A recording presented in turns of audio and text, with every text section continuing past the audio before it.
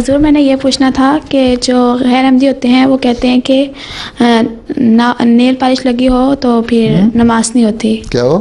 Nail polish لگی ہو نماز نہیں ہوتی؟ جی. تم نے تو لگائی نہیں ہوئی، تمہاری تو ہو جائے گی. بات یہ ہے کہ نیل پالش کس چیز، نماز پہ سے پہلے وضو کرنا ضروری ہے، ٹھیک ہے نا، اور صفائی ضروری ہے، ٹھیک ہے.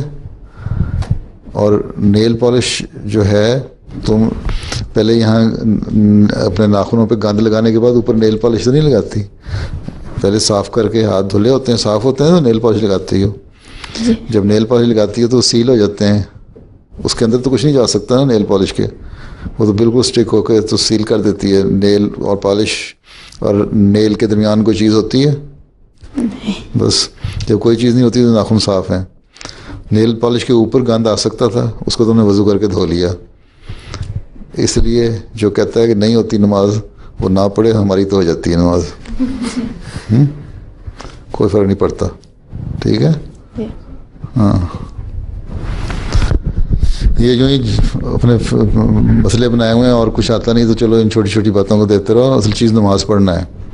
اصل نے فرمایا کہ تمہارے صاف کپڑوں سے نماز پڑھو، پاک ہو کے نماز پڑھو، لیکن اگر تمہارے پاس گندے کپڑے ہو جاتے ہیں اور کپڑا کوئی اور نہیں ہے نا تو گندے کپڑوں میں نماز پڑھ سکتے ہو، ہیں، ٹھیک ہے.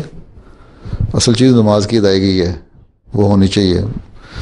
اور نیل پالش لگا کے اگر وضو کر لیا تم نے تو کوئی حرج نہیں ہے، لیکن اتنے انوالو نہ ہو جاؤ میک اپ میں اور فیشن میں کہ سارا دن فیشن کی طرف توجہ رہے اور نمازوں کی طرف توجہ ہٹ جائے. اصل چیز یہ ہے، اللہ تعالیٰ کی طرف توجہ رہنی چاہیے. نہ نیل پالش کچھ کر سکتی ہے، نہ کوئی اور کچھ تمہیں کر سکتا ہے اگر تمہارا دل صاف پاک ہے اور اللہ کی محبت دل میں ہے.